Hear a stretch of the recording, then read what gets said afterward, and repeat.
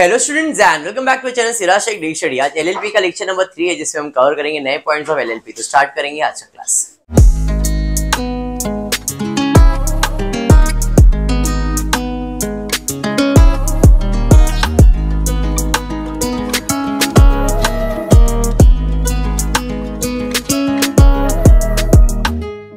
Start करेंगे limited library partnership, lecture number 2 already posted.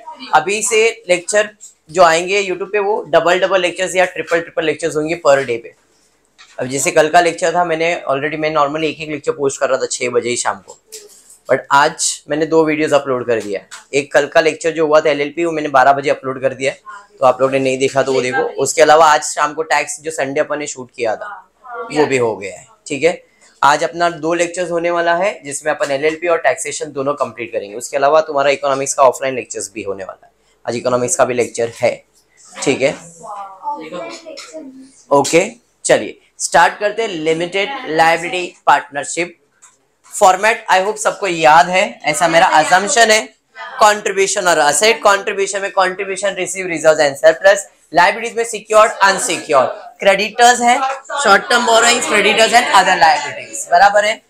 Assets के अंदर fix asset and investment, loans and advances. Inventories, debtors, cash and cash equivalent, other assets. Basic चीज था, balance sheet हो गया।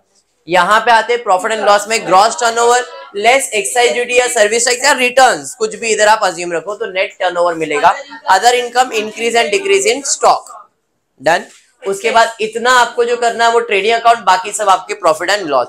Trading account में है raw material consume. Sir इतना सब लिखने की जरूरत है क्या, ये भी एक सवाल है कि सर ये सब लिखने की जरूरत है क्या। रॉ मटेरियल कंज्यूम में तो कभी तक कुछ आया नहीं है, तो लिखेंगे नहीं लिखेंगे चले, इट वुड वर्क, प्रॉब्लम नहीं है।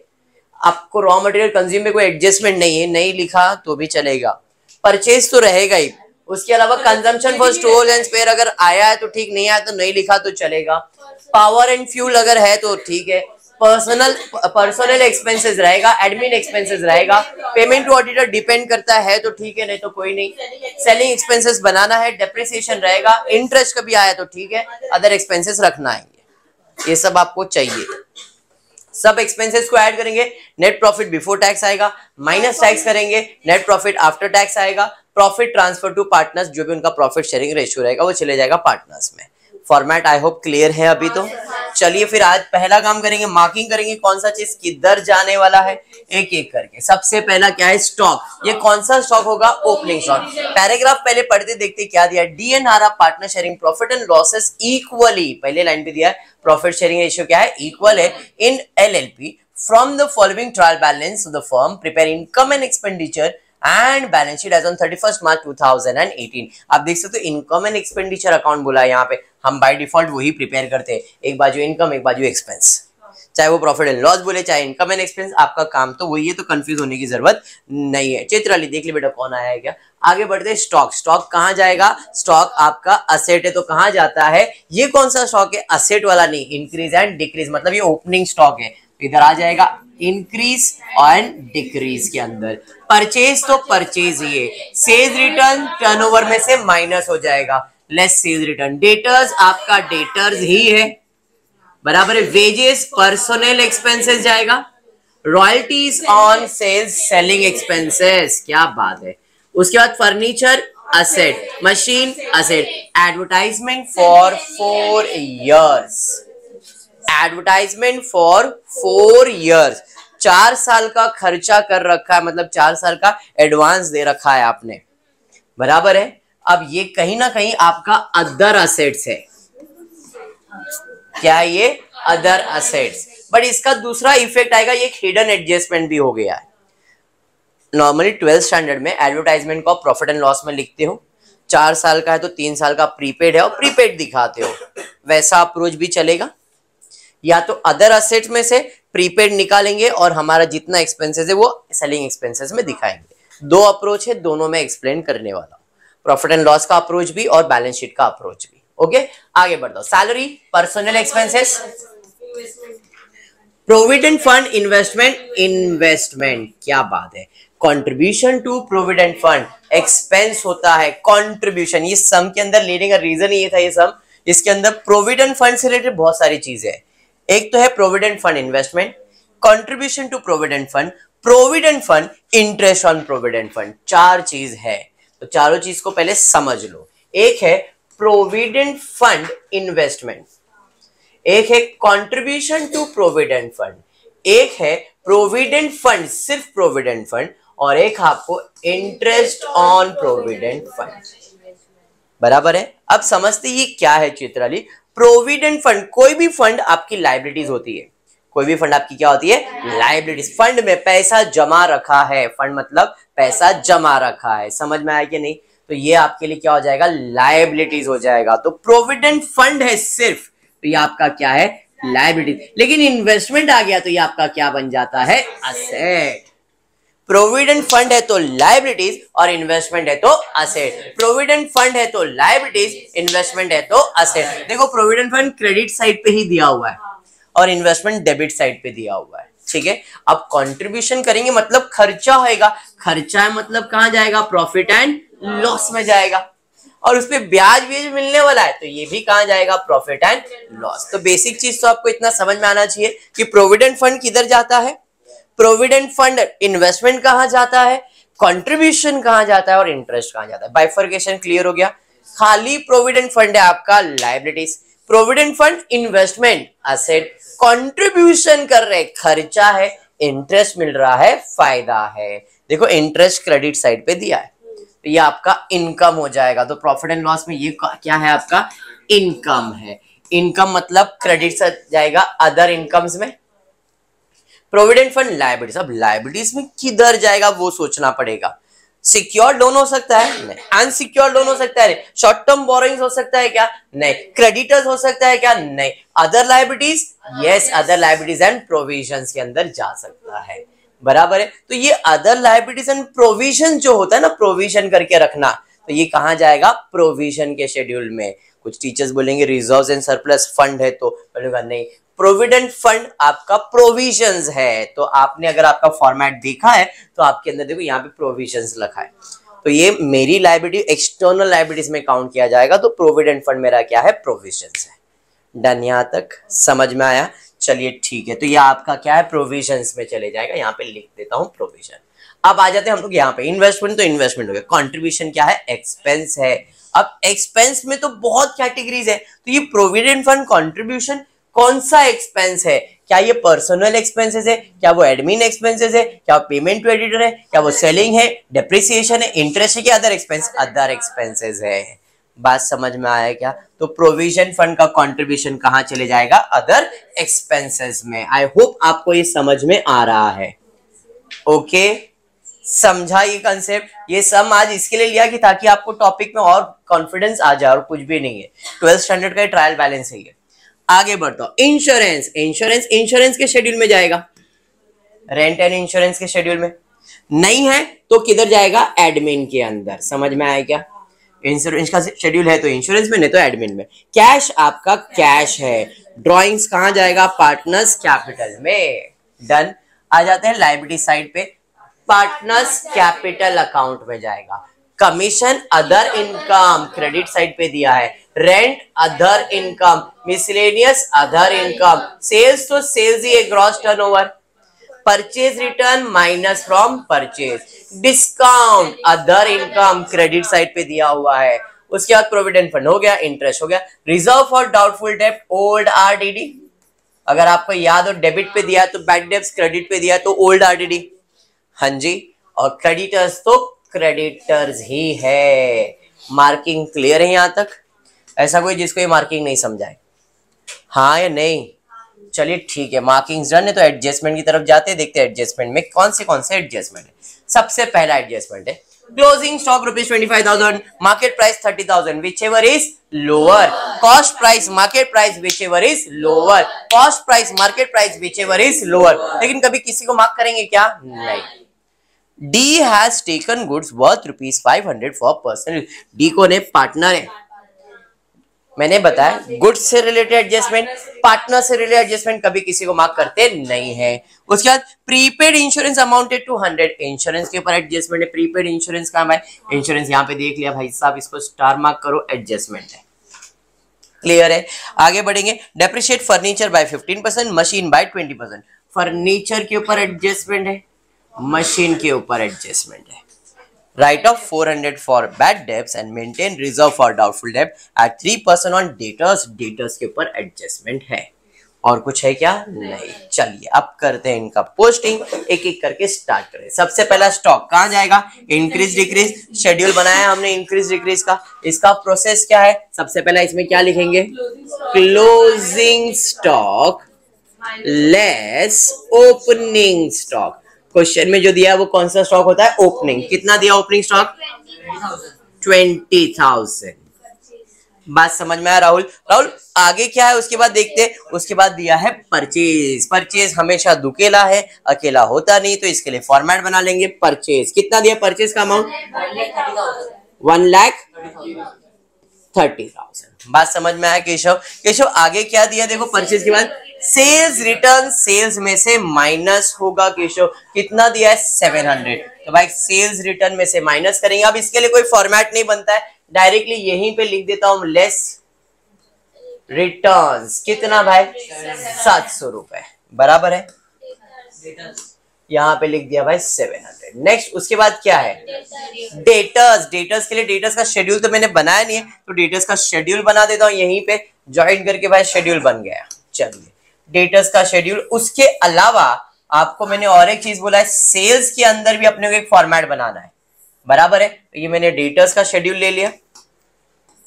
डेटर्स, हाँ फॉर्मेट लिख रहा हूं बेटा, रुक जाओ। डेटर्स स्पेस छोड़ के less further bad debts less new RDD. अगर याद हो ऐसा कुछ लिखता हो। सेम यहाँ पे सेलिंग एक्सपेंसेस के लिए भी हम लोग करने वाले थे। मैंने आपको कहा था सेलिंग एक्सपेंसेस में फॉर्मेट बना के रखना है एक्सटेंड करके। बराबर है? अब इसका फॉर्मेट क्या था? तो इसका फॉर्मेट था 2। अब यहाँ पे स्टेटमेंट है तो 2 नहीं लिखेंगे, बट आपको समझने के लिए सिर्फ मैं लिख रहा हूं कि यहाँ पे 2 लिखा के दे रहा हूं। बराबर है? बट 2 लिखते नहीं है, तो यहाँ पे आएगा bad debts. Very good. Add further bad debts, add new RDD. Very good. Less old RDD. यहां तक क्लियर है? अब डेटर्स का अमाउंट बता दो कितना दिया था? डेटर्स का अमाउंट दिया है 20,000। डन। यहां तक पोस्टिंग समझ में आ गया डेटर्स का। उसके बाद क्या है? वेजेस। वेजेस कहां जाएगा? पर्सनल एक्सपेंसेस में। वेजेस कहां जाएगा? Personal expenses. तो पर्सनल एक्सपेंसेस के लिए शेड्यूल बनाया है हमने। हाँ जी, पर्सनल एक्सपेंसेस कहां? यहाँ पे आ गया वेजेस। कोई एडजस्टमेंट नहीं है, डायरेक्टली आउटर कॉलम में डाल देता हूं, कोई एडजस्टमेंट तो नहीं है।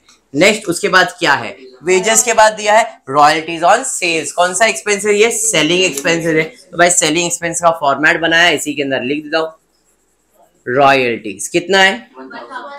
1,000 रुपए।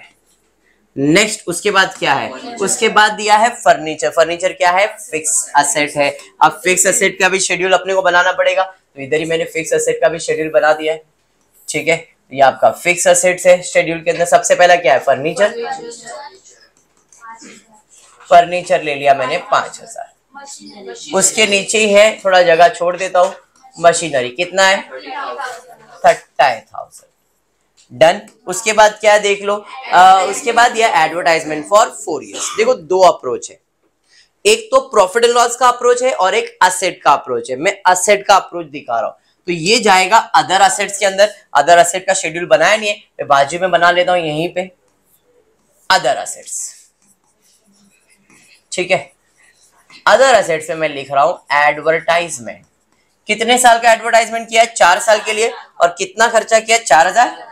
भाई मैंने लिख दिया 4 साल के लिए 4,000 इनर कॉलम में, क्योंकि एडजस्टमेंट है। बात समझा? ये सेम चीज प्रॉफिट एंड लॉस में भी जाएगा। प्रॉफिट एंड लॉस का अप्रोच भी है, बैलेंस शीट का भी अप्रोच है। मैंने बैलेंस शीट का अप्रोच दिया है इसको। डन है यहां तक? चलिए ठीक है, नेक्स्ट बढ़ते आगे। उसके बाद क्या है? सैलरीज। कहां जाएगा? Personal expenses. तो भाई पर्सनल एक्सपेंसेस बनाया आपने? हाँ जी, पर्सनल एक्सपेंसेस बनाया हुआ है, इसी के अंदर सैलरीज 3,000 रुपए। नेक्स्ट उसके बाद क्या है भाई?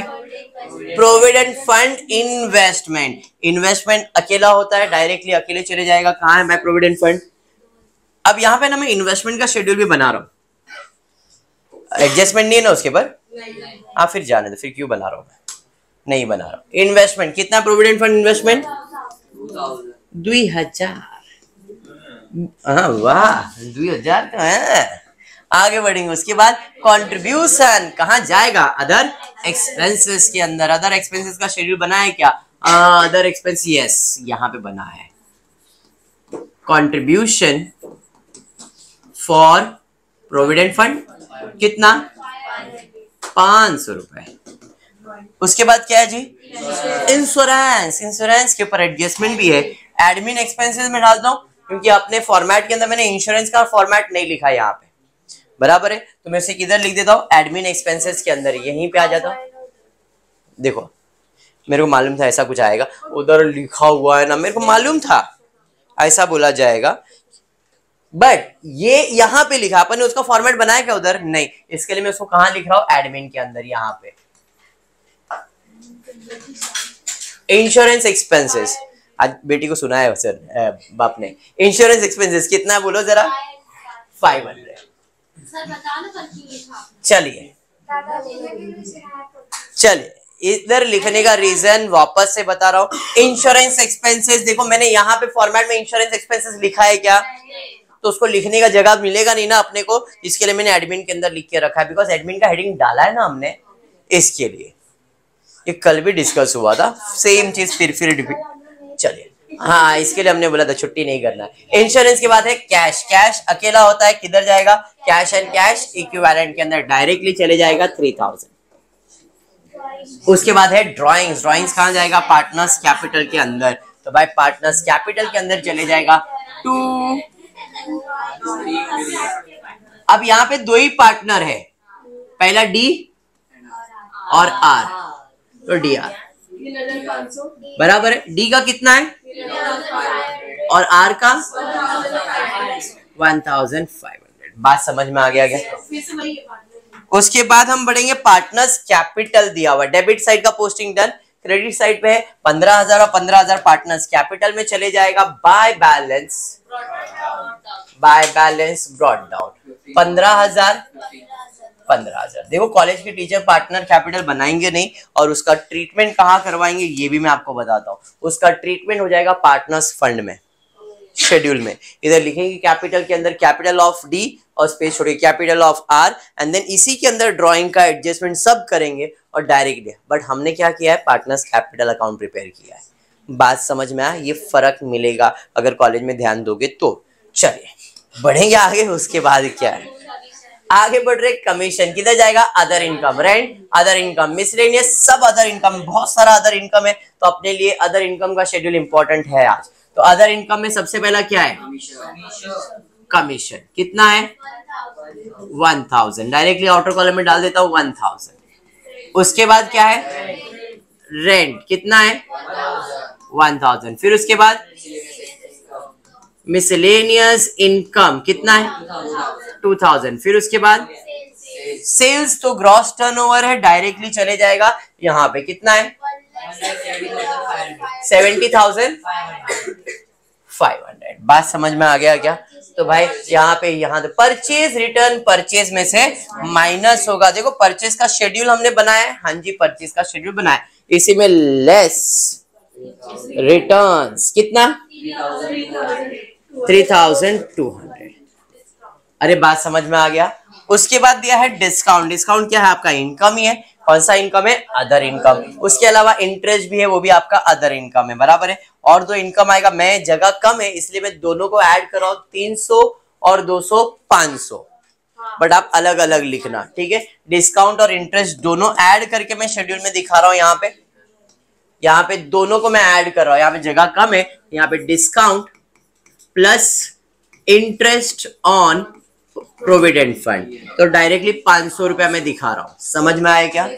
आप लोगों को दोनों को अलग अलग दिखाना है। पूर्वा क्लियर है क्या? पूर्वा आगे क्या दिया है देख जरा। आगे दिया प्रोविडेंट फंड, कहाँ जाएगा? प्रोविजंस के अंदर। तो प्रोविजन का शेड्यूल बनाया क्या? देखो हाँ जी प्रोविजन का शेड्यूल हमने बनाया है। प्रोविजन, तो यहाँ पे आ जाएगा प्रोविडेंट फंड। Provident fund 2000। अरे बात समझ में आ गया क्या? नेक्स्ट उसके बाद क्या है देखो जरा, रिजर्व फॉर डाउटफुल कौन सा है? ओल्ड आरडीडी है, क्रेडिट साइड पे दिया है, तो फॉर्मेट के हिसाब से हम चले जाएंगे। ओल्ड आरडीडी कितना दिया है? 500। नेक्स्ट उसके बाद क्या देखो, उसके बाद एक क्रेडिटर्स अकेला आया है, इसके ऊपर कोई एडजस्टमेंट दूसरा है नहीं, डायरेक्टली क्रेडिटर्स को हम लोग क्रेडिटर्स के शेड्यूल में डाल देते, कोई एडजस्टमेंट नहीं है। कितना? 20,000। Posting is done. कुछ भी डाउट इसमें? चलिए वेरी गुड। अब आते हैं एडजस्टमेंट की तरफ। बेसिक एडजस्टमेंट है। क्लोजिंग स्टॉक कितना है? 25 या 30, which ever is lower. Adjustment 25,000 का। क्लोजिंग स्टॉक का एडजस्टमेंट कैसे सॉल्व करेंगे? ट्रेडिंग अकाउंट पे क्रेडिट साइड, बैलेंस शीट पे असेट साइड। ट्रेडिंग अकाउंट पे क्रेडिट साइड, बैलेंस शीट पे असेट साइड। तो पहले असेट साइड पे जाता हूं। असेट साइड पे इन्वेंट्रीज में लिख देता हूं कितना? 25,000। ये हो गया डेबिट। दूसरा इफेक्ट देने का है क्रेडिट। ट्रेडिंग अकाउंट पे क्रेडिट, तो ये तो ट्रेडिंग है बट वो इधर नहीं आएगा, इंक्रीज एंड डिक्रीज के शेड्यूल में जाता है क्लोजिंग स्टॉक। तो यहाँ पे क्लोजिंग स्टॉक कितना आ जाएगा? 25,000। अरे बात समझ में आ गया क्या? तो ये हो गया क्लोजिंग स्टॉक। एडजस्टमेंट क्लियर है क्या? चलिए बढ़ेंगे आगे। D has taken goods worth ₹500 for personal use. Personal use तो हमने बचपन से सुनते आ रहे, जब से हमारा अकाउंट चालू हुआ है, वही हमारा बचपन था। पर्सनल यूज मतलब क्या है? ड्राइंग्स है, तो एक इफेक्ट तो ड्राइंग में आ जाएगा। तो 2 ड्राइंग्स किसने लिया? डी ने। तो ये कौन सा इफेक्ट हो गया? डेबिट। दूसरा इफेक्ट देने का है क्रेडिट। अब गुड्स है तो एक आवाज आती है मेरा है मेरा है मेरा है, किसका है? ट्रेडिंग का है। तो एक इफेक्ट तो ट्रेडिंग, भाई ट्रेडिंग में रॉ मटेरियल इले, गुड्स जा रहा है मतलब वो परचेज में से क्या आएगा? माइनस होगा। तो परचेज का जो शेड्यूल है इसी के अंदर आपको माइनस करना है, less goods taken by D. कितने का गुड्स लेके गया? 500 का। बात समझ में आ गया क्या? डेबिट साइड पे माइनस किया तो क्रेडिट इफेक्ट हो गया है, समझाइए। तो ये हो गया आपका गुड्स का 2 इफेक्ट। आगे बढ़ेंगे, उसके बाद क्या है जरा चेक करते हैं। उसके बाद यह prepaid insurance ₹100। Outstanding at prepaid less, outstanding at prepaid less, outstanding at prepaid less. तो भाई इंश्योरेंस में से लेस करना है, लेस प्रीपेड कितना? 100 बराबर है। एक्सपेंस है मतलब डेबिट है, डेबिट साइड पे माइनस किया, क्रेडिट इफेक्ट। दूसरा इफेक्ट देने का डेबिट। प्रीपेड मतलब paid in advance, paid in advance मतलब लोन्स एंड एडवांसेस के शेड्यूल में चले जाएगा। देखना आपके पास लोन्स एंड एडवांस का शेड्यूल है यहाँ पे प्रीपेड कितना आ जाएगा? 100। किस चीज का? इंश्योरेंस का। बात समझ में आ गया? पक्का समझा है। नेक्स्ट एडजस्टमेंट क्या है जरा चेक करते। नेक्स्ट एडजस्टमेंट दिया depreciation by furniture by 15 and machine by 20। तो भाई फर्नीचर पे 15% less depreciation at the rate 15%, less depreciation at the rate 20%। इसका 750 रुपए और इसका 6,000 रुपए, तो इसका 4,250 हो गया। इधर आ जाएगा 24,000। बट इसका 2 इफेक्ट देने का है। असेट का वैल्यू कम किया तो डेप्रिसिएशन के शेड्यूल में चले जाएगा। तो डेप्रिसिएशन का शेड्यूल बनाया हमने, यस। इसी में फर्नीचर और मशीन, फर्नीचर पे 750 रुपए, मशीन पे 6,000 रुपए, टोटल 6,750। अब ये एडजस्टमेंट भी अगर आप ऑप्शन में छोड़ के आओगे तो अभी टीवाई में रह के मतलब इतना तो कर ही सकते हो। लास्ट एडजस्टमेंट पे जाते हैं। Right off 400 for bad debt and maintain reserve for discount on depth eight the rate 3% on debtors. Chaitrali इसके बारे में सिंपल हिसाब मैंने बोला है। अमाउंट दिया है तो फर्दर बैड डेट, परसेंटेज दिया है तो न्यू आरडीडी। अमाउंट दिया है तो फर्दर बैड डेट, परसेंटेज दिया है तो न्यू आरडीडी। तो भाई अमाउंट भी दिया है और परसेंटेज भी दिया है, तो पहले फर्दर बैड डेट सॉल्व करो, बाद में न्यू आरडीडी। तो फर्दर बैड डेट अमाउंट कितना दिया है? 300 ही दिया है ना? 400 दिया है तो बड़को मत 400 भी लिख सकता हूँ, ठीक है, रब हो जाता है। यहाँ पे आ जाएगा further bad debt 400, further bad debt 400। तो पहले 400 माइनस होगा, तो 20,000 में 400 माइनस होगा 19,600। अब कितना परसेंट बोला है? 3%, बराबर है। 3% ही बोला है ना, चेक कर लो। देखो बैड डेट 400 और 3% ऑन डेट, तो भाई 3% इसका कैलकुलेट करेंगे, इसका 588 पक्का 100%। चलिए 588 का दूसरा इफेक्ट बाय न्यू आरडीडी 588। समझ में आ गया? सारा एडजस्टमेंट हो गया। मिलूंगा नहीं, एक एडजस्टमेंट बाकी है। कौन सा? एडवर्टाइजमेंट का। चलिए एडजस्टमेंट का हिडन एडजस्टमेंट बाकी है। हमने 4 साल का खर्चा किया है, कितना? 4000 रुपए। मेरा असेट है, अदर असेट मैंने लिख के रखा है, लेकिन खर्चा जो होता है वो 1 साल का रिकॉर्ड करना है या नहीं? यस और नो? तो ये 4 साल का अगर 4000 है तो 1 साल का कितना आएगा? 1000। तो हमारे लिए खर्चा इस साल का कितना है? सिर्फ 1000 लेस एडवर्टाइजमेंट फॉर ईयर, कितना? 1000। ये तो 3000 हो गया।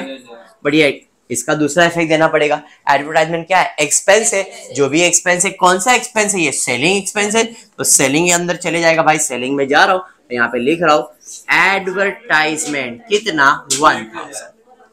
ये हो गया हमारा असेट का अप्रोच। अब ये चीज अगर प्रॉफिट एंड लॉस का अप्रोच होता तो थोड़ा सा अलग।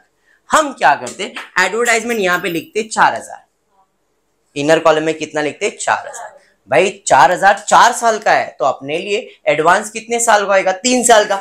तो 4 साल के लिए 4000, तो 1 साल का 1000, 1000 1000 1000, 3 साल का कितना आएगा? 3000। तो इधर आप 4000 में इनर कॉलम में 4000 लिखते, माइनस कितना करते? 3000, और 3000 का दूसरा इफेक्ट देते आप अदर असेट के अंदर 3000। समझ में आया? जो आपको समझा वो आपको सॉल्व करना है। बात समझ में आ गया क्या? क्लियर है? कंफ्यूजन मेरे को क्रिएट नहीं करने का है। सिंपल भाषा में 4000 मैंने इधर लिखता, मैं माइनस कितना करता? 3000, क्योंकि खर्चा 1 ही साल का रिकॉर्ड करने का, तो 3 साल का प्रीपेड है, ऑप्शन नहीं है प्रीपेड है, तो लेस प्रीपेड कितना करता? 3000, और 3000 का दूसरा इफेक्ट अदर असेट्स में दे देता। समझ में आया? और मैंने असेट का अप्रोच रखा, तो असेट के अंदर मैं सिंपल भाषा में असेट में गया। असेट में 4 साल के लिए मेरा 4000 है, अपने को खर्चा सिर्फ 1 साल का रिकॉर्ड करने का, तो 4 साल के लिए 4000, तो 1 साल के लिए कितना? 1000 है, तो 1000 माइनस कर दिया, बाकी तो 3000 जमा है। Advertisement for year, 1 year, 1 year का कितना है? 1000, यहां से निकाला, और अपना खर्चा 1 साल का, 1 साल का हमने लिख दिया। डन है? सारा एडजस्टमेंट डन। चलिए अब प्रॉफिट एंड लॉस से क्लोज करना स्टार्ट करेंगे।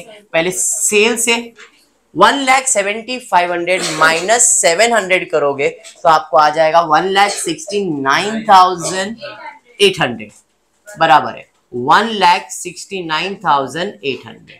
अदर इनकम और ये सब शेड्यूल आपने बनाया है, तो एक एक करके क्लोज कर लेते। अदर इनकम से स्टार्ट करता हूँ। ये आपका अदर इनकम है 4,500 सबर अली, 4,500।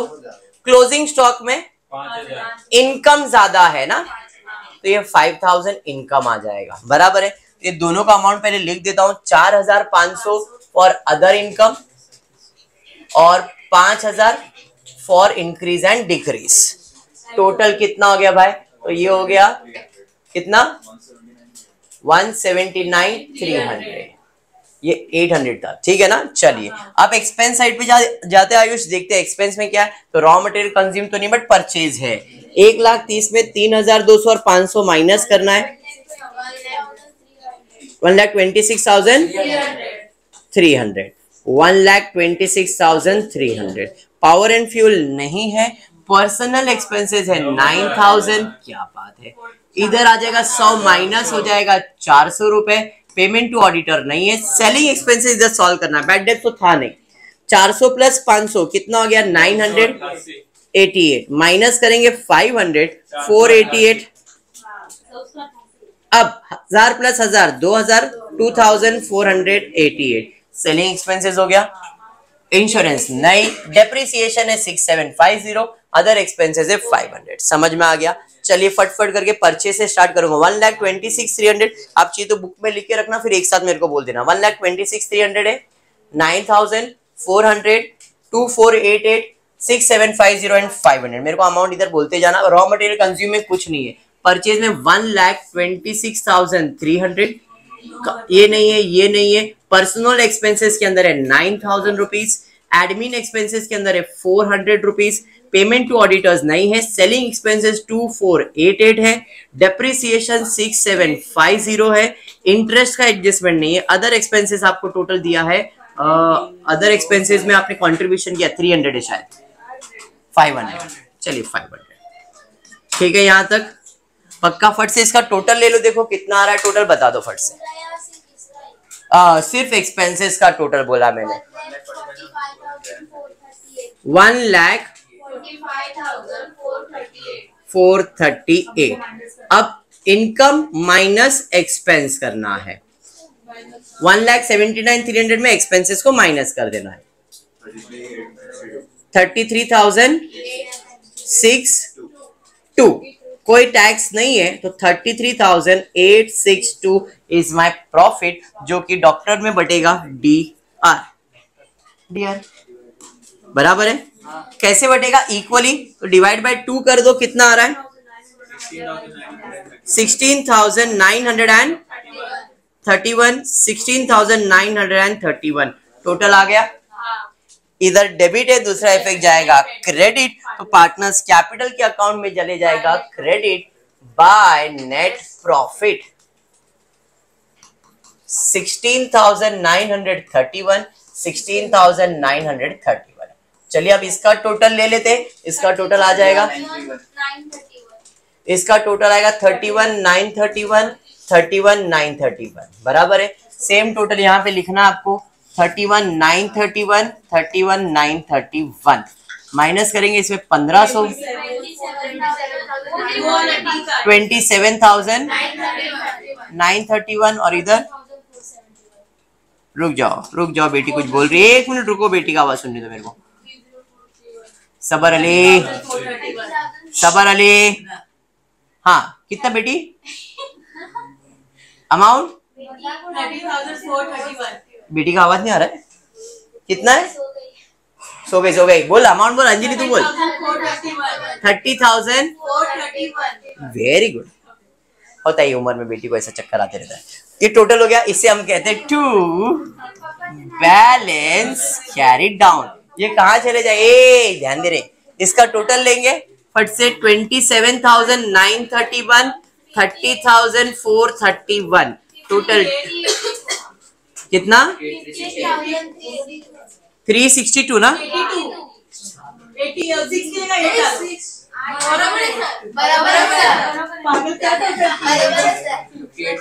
मैं टोटल कर रहा हूँ, 3 और 3 6 ही होता है। तूने इधर ना 5 लिखा रहेगा बेटा। हाँ होता ही उम्र में, नॉर्मल है। मैं सही है,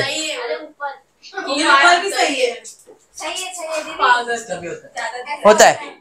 58,362 कंट्रीब्यूशन में 58,362 देयर इज नो रिजर्व, तो टोटल इनकम भी सेम आ जाएगा 58,362। कोई सिक्योर्ड लोन नहीं, कोई अनसिक्योर्ड नहीं, बोरोइंग नहीं, अदर लाइन प्रोविजंस है अपने पास। अब देखो हमने प्रोविजन का शेड्यूल बनाया हुआ है और प्रोविजन के अंदर है 2,000 रुपए बराबर है। तो मैं प्रोविजन के शेड्यूल में आ जाता हूँ और 2,000 रुपए प्रोविजन में डाल दिया। लायबिलिटीज का टोटल आ जाएगा 22,000। अब 22 प्लस 58 करेंगे तो 70 आएगा, 86,2 बराबर है। अब लायबिलिटी साइड पे फिक्स असेट, अपने पास फिक्स असेट का शेड्यूल है यहाँ पे 28,250। फिक्स असेट का आ गया 28,250। उसके अलावा कैश हो चुका है। डेटर्स, हाँ डेटर्स का शेड्यूल बनाया हमने। डेटर्स अपने पास है भाई, डेटर्स कहाँ गया, यहाँ पे 20। इसमें 19,605 माइनस करेंगे 19,012 बराबर है। तो 19,012 आ जाएगा भाई। फॉर्मेट की इसमें चले जाता हूँ 19,012। अदर असेट्स है, हाँ जी एडवर्टाइजमेंट करके कुछ अदर असेट्स है। अदर असेट्स है, नहीं आ रहा है टोटल, आएगा टोटल करो कितना है 80,362 करके चेक कर लेना, ठीक है। अब ये सबको प्लस करके चेक करना, आपको मिलेगा। समझ में आ गया। LLP पे कॉन्फिडेंस है अभी पक्का। चलिए आज के लिए इतना ही करते हैं। होपफुली वीडियो पसंद आए तो प्लीज वीडियो को लाइक कर देना, फ्रेंड्स ग्रुप में शेयर करना, चैनल को सब्सक्राइब करना। Thank you for watching the video.